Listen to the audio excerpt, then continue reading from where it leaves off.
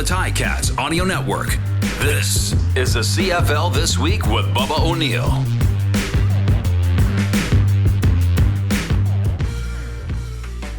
A last-second tackle, a final-minute miscue. One team loses two quarterbacks. Week 6 has some sexy matchups.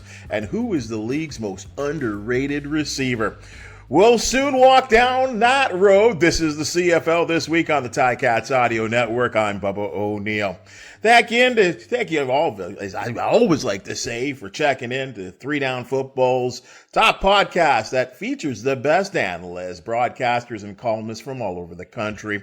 This week, in my opinion, he is Canada's foremost feature producer and reporter from Sportsnet and CFL.ca. Thanks for checking in, Donnovan Bennet. Appreciate it. I was wondering who jumped on the line, because when you said Canada's foremost, you're certainly not talking about Cauz, and you're certainly not talking about me. Come on now. I knew it wasn't me. I knew it wasn't me when I heard that. Well, and this fella, he may be it's certainly the most outlandish. He may give the most controversial takes when it comes to the Canadian Football League, and he can also tell us what wine pairs with a Wagyu steak. So, hey, Matthew Cauz from TSN 1050, always a pleasure, my friend. Thanks for having me on. Great to be on. Great to see Donnovan. It's nice. Well, hey, let's get to work, fellas. And this has been week 5, just as always, another wild week in the Canadian Football League. But it all started early in the week with the Rough Riders and the Elks, the 12-11 Classic. Matt, I'll start with you. I don't know where to go, really, quite honestly, so I'll leave it open-ended. What was your take with this contest? All right, first off, it was glorious. It was a glory. You know what's important about the Rouge at the end to win? It was like, you know, when Men in Black, the little zapper that takes your memory away, it made us forget the first 57 minutes of that game, which was really, really ugly. I will give a shout out to offense here, to Trevor Harris and Saskatchewan. Harris, I think, got sacked twice on that touchdown-winning drive and still managed to convert.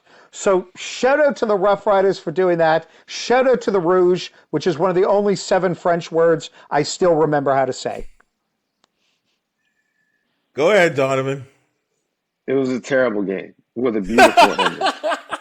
It was 2, I think, bad teams. I'm sure Edmonton is bad. I'm not sure if Saskatchewan is bad, because somehow they have a winning record with a negative point differential. So you tell me if they are good or bad. We'll see. It was a terrible game, but it did have a beautiful ending. And I'm not actually going to answer your question. I'm just going to stand on a soapbox and work out my issues with people on CFL Twitter, now I suppose CFL Threads. Do not come for the Rouge. How dare you? There's nothing wrong with the Rouge. It is a great rule. I quite frankly, the NFL should have a Rouge. It would make the game exciting. People coming out saying, "Oh, it doesn't make any sense. You're rewarding, missing." Well, no, you're not. Actually, you're eliciting action, because you know what happens because of the Rouge? People take the ball out of the end zone and try to return it. So, were you upset with the Rouge? The 22 times when we've had a missed field goal returned for a touchdown in the last decade, I don't think you were. Gives us all types of scoring quirks, which makes things interesting late in game, including this one. The Rouge is fine. It makes our game special and unique and fun. Who doesn't like points? Yeah. And also it values the fact that field position matters. You know what I don't like? I don't like fair catches. You know what I don't like? I don't like touchbacks. Special teams in the United States essentially doesn't matter anymore. Doesn't matter in our game. Doesn't. No. You have to coach them up when you have an American coming to our game to let them know how much it matters. I love the Rouge. I'm here for the Rouge. Yes. Don't you dare come for the Rouge. Hallelujah. Absolutely. There's nothing worse than the NFL. That's the 25-yard line. Where are they going to start? The 25-yard line? Always on the 25-yard line. And when there's the rare missed field goal return touchdown in an NFL game, 90% of the NFL fans like, you can do that? You're allowed to take the ball into the end zone and go the other direction? Love the Rouge. Love and also the chaos. The chaos that comes with it. Well, Dustin Nielsen, his call was just beautiful at the moment. I mean, the fact that he was like, "What is going on here?" I mean, which he seems to drop in once a game, but it's always at the perfect time because and the fans at Mosaic were going wild because they couldn't believe. I don't know about you guys. I mean, that game was probably at about 12 midnight. Quarter after 12 when it happened, and I'm just sitting there stunned at what happened. But there was just so much else that went on, like the Chris Jones flag for being on the sidelines. It was the wackiest game. And Donnovan, to your point, you're right about the single point. I believe if you go back and look, I think there was 5 single points in that game, and every single one of them mattered. And think about how boring the game would be if we didn't have those 5 single points. You mentioned Chris Jones. We're all friends here. Yeah. I'll be the one to say it. This is a poorly coached football team. And he is not only the coach, he's a GM. And there is a football ops cap. So I'm not really sure what you do because they gave him more money than God to get him there. But they're not disciplined, number one. Fundamentally, they can't get people on the ground defensively. And defense is his trademark. It seems like he throws a dart every week to decide who his starting quarterback is going to be and who's going to dress, essentially. Has he dressed the same 3 quarterbacks? And none of them have played especially well. Gave Taylor Cornelius money in the offseason to be their guy. And then after a couple quarters of football, he's not your guy until he is your guy again. And then the Rouge. People want to come for the special teams unit, the special teams coach, which I think is somewhat fair because this is your only job. But leadership is top down. As a coach, you have to make sure everyone is aware of the situation and what the plan is. And so having a conversation with your returner after the fact, we're now crying over spilled milk. They've yet to win a game. They expected to be pushing for a playoffs. A lot of this, to me, is at the feet of Chris Jones. And it hurts me to say it because I love the personality that he is. I think he's great for the game. I love the fact that he's back in the CFL, but the return in Edmonton has not gone well.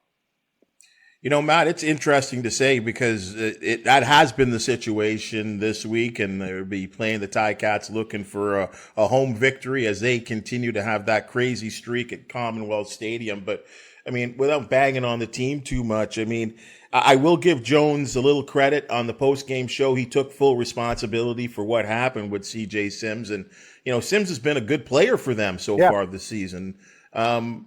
You know, but looking at this on a broad spectrum, I mean, this is something that, definitely special teams coordinators and head coaches got to be mindful of. You know, when you got an American player back there, they got to know the rules. And especially at that point in the game, you know, just how important that point was. Like, it's also just about the location of that play late in the game, what the score was. Absolutely. And if you're going to be in charge of everything, like Chris Jones is, then when it comes time to give praise or blame, it's going to go on the guy who always wears black. And to me, the real bummer is I think we had higher expectations. We saw moments from Taylor Cornelius last year, and then they bring in Dunbar, they bring in Lewis, and you're like, this is going to be fun, this is going to be great, and maybe these receivers can help shepherd Taylor Cornelius the same way that great receivers can with younger quarterbacks, and it hasn't been the case. And at Bennett's point, it's like, you're our starter, then you're not, then you're starter again. It feels like he's improvising. It feels like, I'm going to go old reference here, when Robin Williams would go on Letterman and would just have 11 different thoughts in 10 seconds. That kind of feels like what's going on with Edmonton. Well, and I want to just say one more thing because there's a lot we talked about, did he forget, in terms of Sims, did he just not know, was he coached? And then, the moment got to him. As a long time ago, but former returner, let me say one thing. You know what a returner always wants to do? Return the football. The returner is not going out there saying, man, look, let me look for a reason to not return it. So clearly, to me, what that meant was he was coached, because also part of the issue was the alignment. He was on the 15 and the ball flew over his head. Yeah, he was coached in that scenario. In this game, we're going to be on the 15. If it goes over our head, we'll give up the point. We'll play the long game, if you will. till the game's almost over. And they never switched from that. No longer is our plan. Our plan is now this because the scenario calls for something different. So there's, to me, zero chance that Sims went back there and it's audibly thought, you know what, I don't think I can get this out. I'm just going to be laissez-faire with it. I think he was executing what he thought was the plan throughout the entire game, and no one alerted him that, that's no longer the plan right now. Well, he called it a bonehead play on his part, and we'll see if I'm sure that'll never happen again. Let's be sure that will never, ever happen again to anyone, at least this season on the Edmonton Elks, maybe even across the Canadian Football League. But yeah, what an ending to that game that was. Hey, guys, it's kind of a bittersweet topic to discuss because both of these fellas were such good guys, and one in particular has been doing it for a decade in the Canadian Football League. But these Ottawa Red Blacks have now lost Jeremiah Masoli, and Tyree Adams, both of their two top quarterbacks, within a span of a week. Donnovan, where do the Red Blacks go from here? I don't know. I mean, they brought in two young developmental QBs just so they had some depth, just so they can practice. Crum, actually, I thought looked pretty good. Nick Arbuckle has not. And whether it's the multiple stops in Ottawa, the stop in Toronto, we've never seen him regain the form that he showed in glimpses as a backup to Bo Levi Mitchell. If it's me, and I'm that front office who has familiarity with the player from their time in Hamilton, I'm calling BC. And I'm saying, what's it going to take to get Dane Evans over here? Because in the East, you still have a chance. Montreal has looked up and down. Obviously, Hamilton gets their first win, but it's in a struggle, and they have questions of their own at the quarterback position, both in health and obviously, in getting to play at a high level. But, the crossover might not be as much of a threat this year as it has been in years past. So I'm saying it's musical chairs. There are only so many starting level quarterbacks that are healthy right now. McLeod Thompson took himself out of the equation and went to the United States. Now, maybe he comes back. We'll see. He's looking to exhaust NFL opportunities, and I don't think there will be any. But I'm saying Dane Evans comes and he fixes our situation and gives us, forget about the ceiling, gives us a floor of football. Because, quite frankly, I feel bad for Bobby Dice. I feel bad for that staff. You've got two black coordinators, a first-time head coach. You want to give yourself a good opportunity. Even that front office has not really had the benefit of a healthy quarterback since they've been in Ottawa. So they're starting from below ground zero. And so for me, I think, it's got to be an acquisition because you can compete in the East. That roster, I actually really love. I just don't know if we've been able to see the benefit of it because they haven't had consistent play at quarterback. Yeah. A couple thoughts. First, on Nick Arbuckle. Clearly, I think he just got elevated. His brief time in Calgary within the infrastructure of the Stampeders made him better than who he is, because if Ottawa's about to start their fourth different quarterback in 5 weeks, that is a condemnation on Nick Arbuckle. If I'm the BC Lions, I'm saying thanks, but no thanks. So I'm pointing to the last year's Grey Cup and going, I think the Argonauts needed two guys to beat Winnipeg. And Winnipeg at one point had Strevler and Zach Collaros. And we've seen this over and over that you need two quarterbacks. I heard that Ottawa was reaching out to McLeod, Bethel Thompson. I don't know. That's just, reports close to the source, close to someone. So we'll see. But you're right. This coaching staff, you got to feel bad for Dice. They haven't been put in a position to succeed. But, maybe you just, I don't know, maybe you go with Dustin Crum. I was doing some research. The guy's got a degree in aeronautical systems of engineering technology from Kent State. I mean, my God, I've never heard of a quarterback with that. And he did. So that means the ball flies beautifully through the air. Yes. It means he's taken his aeronautical systems degree and just about proper trajectory. I mean, I feel bad for him. They come into a game that you've had down 9-0, and it's not like you've had a ton of reps. But if you can't get a McLeod Bethel Thompson, or you can't fool BC to getting Dame Evans, it's maybe go with Dustin Crum. And hey, Who's another MAC quarterback, Mid-American Conference quarterback who did well? Nathan Rourke. So maybe it'll be Nathan Rourke 2.0. Well, I mean, it is tough sledding. I mean, and you're right. I mean, I think you guys have touched so many points there because all Sean Burke has done is acquire and put together what I guess what he thought was going to be a good team. And we've talked about this on past podcasts here on the CFL this week is that it's a quarterbacks driven league and you got to have a good quarterback, Donnovan. Let me throw another one out there for you. And don't aggregate this, please. I will. Listeners, I'm just, playing fantasy CFL football. We mentioned earlier that Edmonton needs a shakeup of some sort. They committed money to Taylor Cornelius in the offseason, aren't getting a return on investment. They look to go in any other direction but him. Do you get off that money and say, okay, Ottawa, fresh start? Kahari Jones maybe can breathe some life into his career the way he did for an Adams Jr. Taylor Cornelius, you're going to the nation's capital. We want to play Daggy. We want to play young guys. We want to take a look at Trey Ford. Go ahead. Masoli's money, because he's done for the year, essentially, it comes off of the cap. So you can make it work that way. Is that a scenario where two teams can solve each other's problems in a way? I don't know, Matt. What do you think? First off, I love the idea of moving him to Ottawa just because that's a big story. Part of me wants to do the cliche of it's just rearranging decks on the Titanic. But I think Ottawa at least represents a little bit more stability than Edmonton, and that's a pretty low bar. And there is talent on the Red Blacks. Edmonton's defense is last in almost every category, so it's not like the defense is helping the quarterback. And listen, anything to get Trey Ford back on the field, or go get Michael Connor. Go get Michael Connor. Just bring in as many Canadian quarterbacks. And to quote Michael Keaton from Batman, you want to get nuts? Let's get nuts.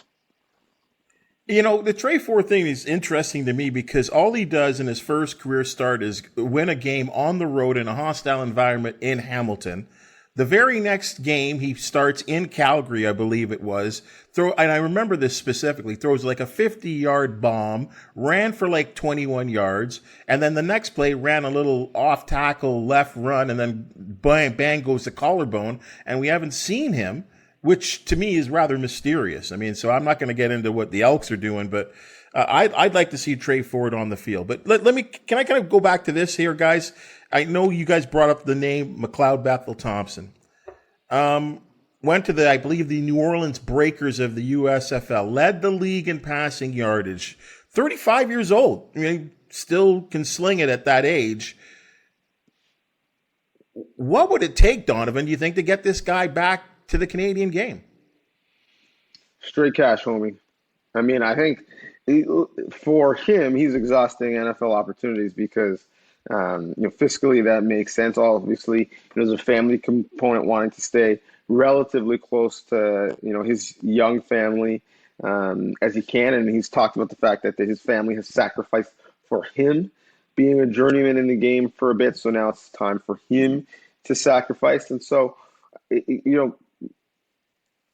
could you do it for an augmented year? You're not coming up here for rookie camp and OTAs and install and training camp, and the first essentially quarter of the season is already gone. He's looking to exhaust some NFL opportunities. So let's say you get to Labor Day, the first half to third of the season is already gone.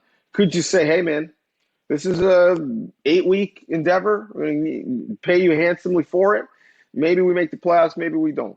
I think there's a scenario like that where he's not uprooting his whole family, looking for housing, that type of thing. He's coming in, someone who, how many different offenses has he been in? Can pick up an offense pretty quickly. And again, we know he can still spin it. He raises the floor of what you can do offensively. And then if you're, Ottawa or Edmonton, who both, by the way, have very talented receiving corps, then you give your players a chance. And I think that's really what they want. Is you've got guys who are in their prime, who are playing good football. They need a chance to go out and compete. And unfortunately, that's not the case right now. Yeah. Matt, I mean, with all due respect to Mr. Crum and his arrow, what was it? It's like a rocket science. I'd have to look it up again. But I have a theater and history degree from McMaster. You think I know what this is? Yeah, isn't that a franchise saying to its season ticket holders and its fan base that we, especially in the East, we got a chance still. Yes, part of me was thinking on Donovan's answer. I was like, well, you know what? Why not just try to? And again, the jokes aside with Dustin Crum, but he didn't look half bad against Hamilton, and it certainly was a productive college quarterback. Maybe you try to develop him. But then if you do that with him, the message to the rest of the team is we're kind of punting on the season. To the season ticket holders, it's saying the same thing. It's like, wait a minute, you got the defensive, the best player in the league last year defensively, and you've got talent at other positions. And it sends that bad message. And it's not like the East, I mean, I think the Argonauts are really good, but yeah, I think you have to try to go and get McLeod Bethel-Thompson and try to convince him. And if you're Ottawa, try to convince the family, because he is someone who's talked about that a lot. And I'd like to see him back in here because we knew this was going to be a tough year for the CFL aesthetically from a passing game perspective, just because of youth injuries and the transition. So, yeah, I would absolutely like to see McLeod come in. And also he could be a mentor to some of the younger quarterbacks because he's a really smart cat. Well, it's funny, Matt, because I actually think that you can do both at the same time. I think that you can bring in McLeod, which is clearly just going to be for 1 year or the rest of a year, and compete at a high level. And then you got a guy like Crum who you're developing who say, watch, learn, ask questions. Because the other real thing is they got to figure out who their quarterback of the future is going to be because, Jeremiah Masoli has a decision to make on if he wants to go through what is arguably the most grueling rehab. And he's just done 3 in the last 4 years. Yeah. And so even if he does come back, you need to have assurance in terms of what's going to happen at the position because you can't just say, well, we know Jeremiah is going to be our starter. You can't rightfully say that. So that's one. And then the other thing is when you look at the QBs who've played at a high level, specifically that were young, they were groomed. No one in this league comes in and tears it up right away as a young player. Yep. The closest probably would be Chad Kelly, who played in the Grey Cup.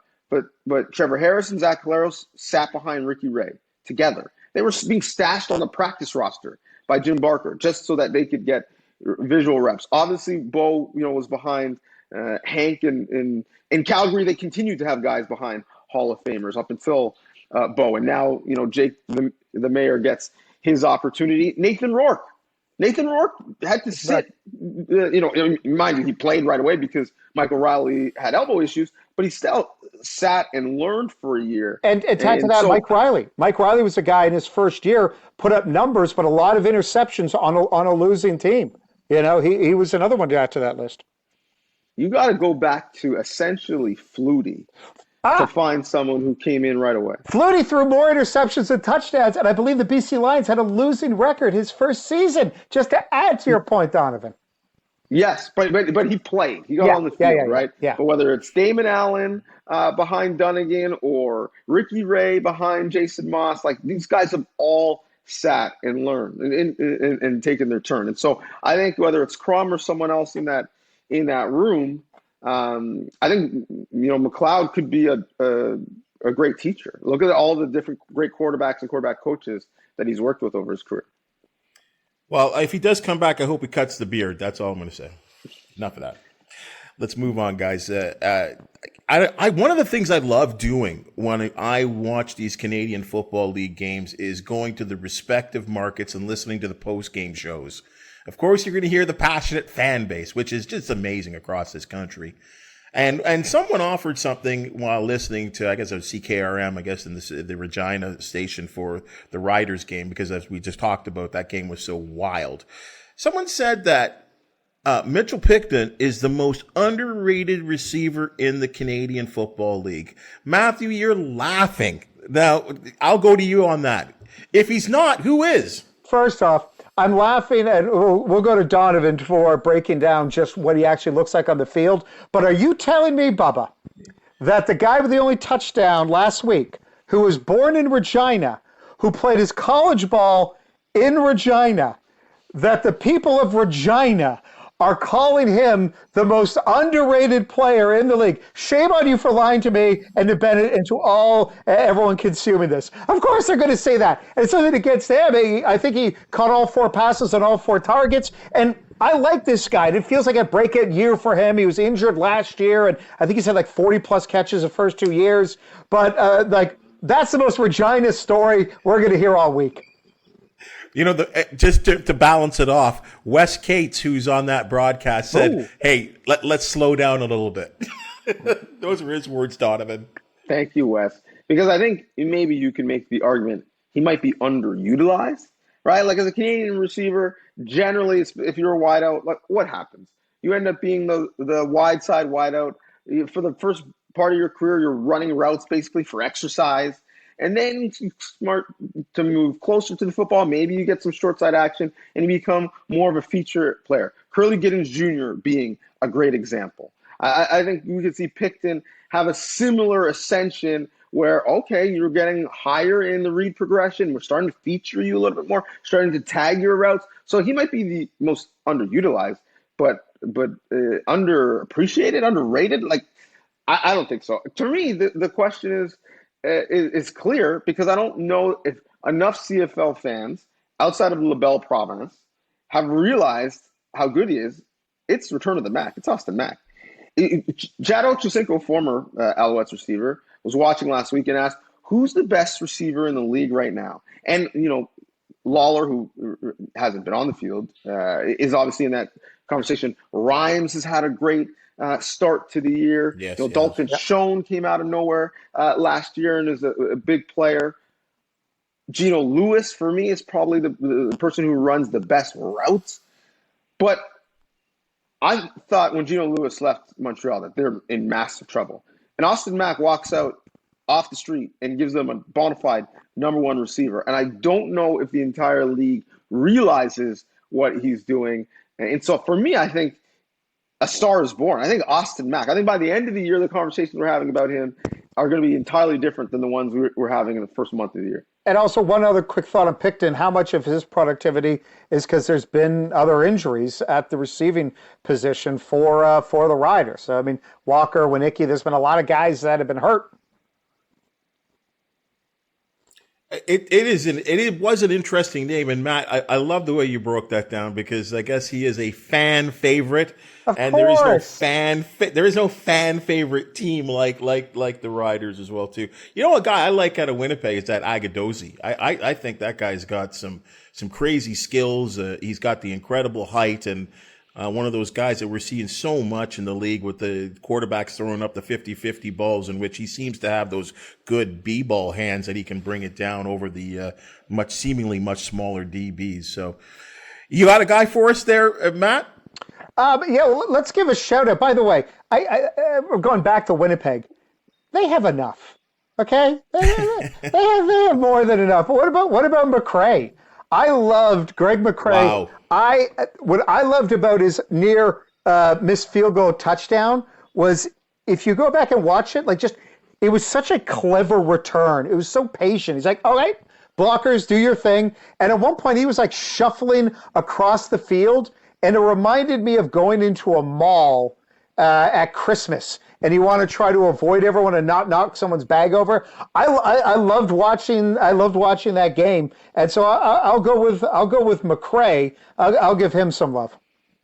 Well, and I guess without Kenny Lawler there, he's got an opportunity too. But you're right, that return. I mean, I would love to see one of those TSN and ESPN sports science things to see exactly how long he ran. It was great. I mean, I think it was counted out at 102 in terms of the actual yardage, but I mean, it had to have been close to 150. Oh, it was amazing. All right, guys, great schedule this week. We've seen actually some good matchups here. I'll list them off. I know we have a lot of our listeners here and not so much viewers on the CFL this week. Tiger Cats at Elks, Argonauts at Alouettes, Bombers at Red Blacks, Stampeders at Riders. Game of the week is Donnovan.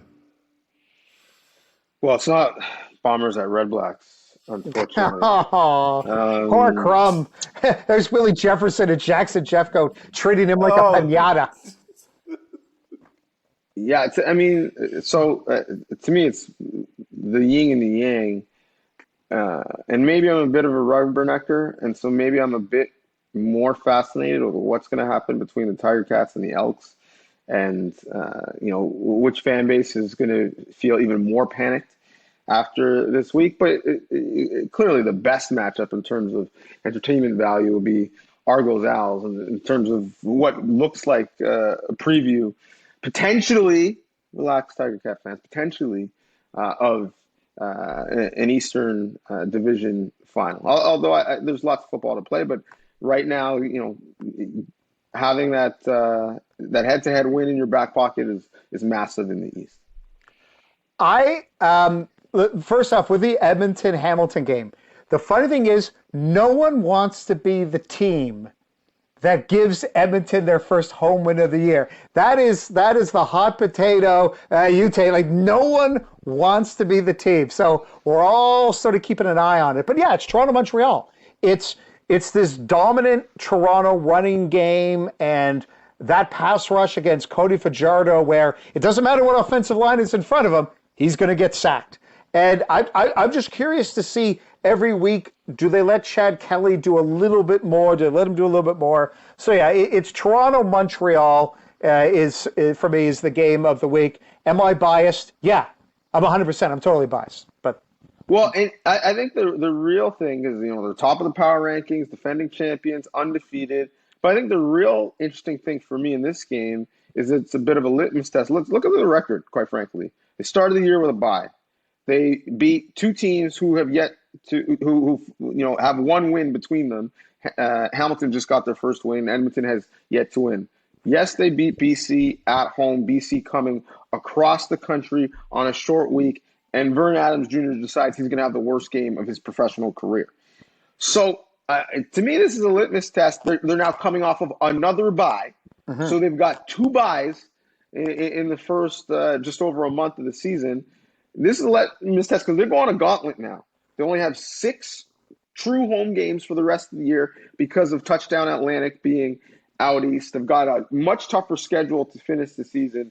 So I am excited to see, if after that big win in the bye week, if the Argos are a little bit drunk off of their prosperity, or if they kind of double down and show that, we are the class of the East, if not the entire CFL. A couple quick thoughts, Donnovan. Shame on you for not mentioning that the Argonauts are undefeated in their bye weeks. They did not lose either of those games.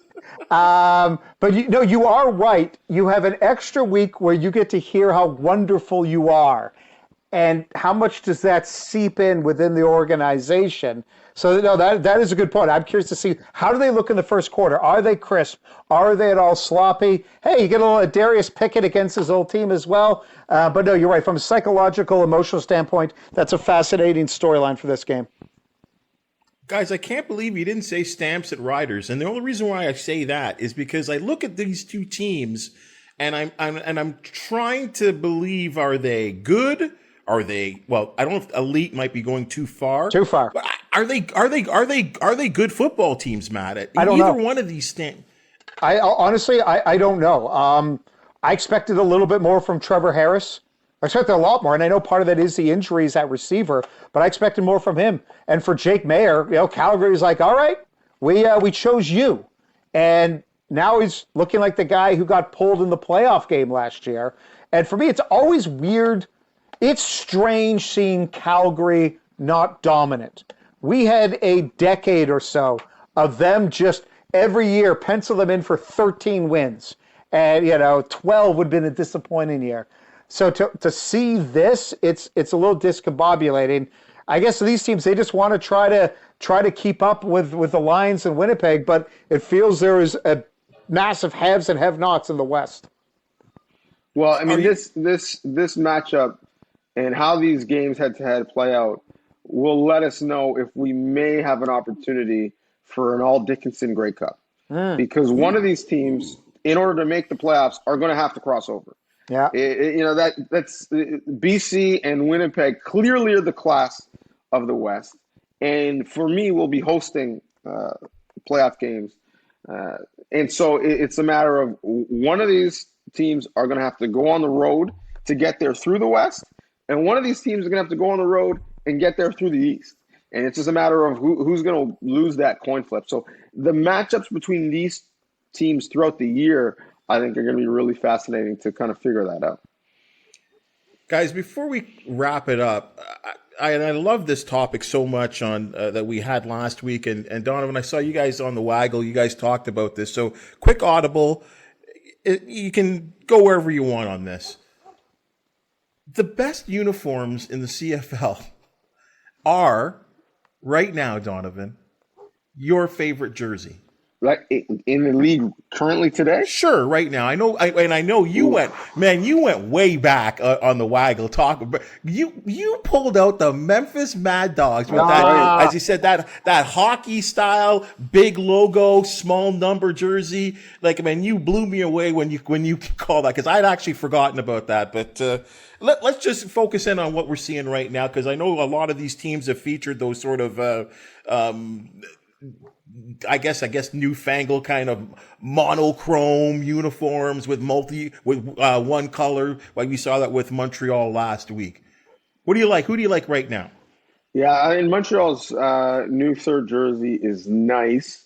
Argos a little too much blue. It's like, are you the Tennessee Titans or are you the Argos? Are you North Carolina or are you the Argos? It's like you're supposed to be the double blue. You're not just supposed to be just a lot of Oxford blue. So that's been my comment. Not the Argos. I do love an old jersey, and I will say that, so the old jerseys, even the Argos old ones, the big Jason the Argonaut, the Ricky Foggy specials, if you will. I like. But if I had to say right now, you know what? I'm going to go with the BC Lions, because I'm not a fan of the color scheme. That wouldn't be my choice. It's a little too Halloween. But when they come out and they're all black, and there's a little bit of accents of some gunmetal, and the orange pops, and they've got that fog machine going, and new BC place. It does look hard. So I'm going to go with the BC Lions as the best uniform right now. I think for broadcasters, they're probably pretty happy because they had the gunmetal numbers on the black, which were just impossible. But now they've gone to the orange numbers to help us all out when we're calling these games. Matthew, your pick. And also having LL Cool J played in the background never hurts. Am I allowed to go? Why didn't TSN give us more of that concert? I was a little mad at that. Plenty. Yeah, we got plenty of it, but. I'm going to go, what about 1984 Montreal Concords? Can I go Concord?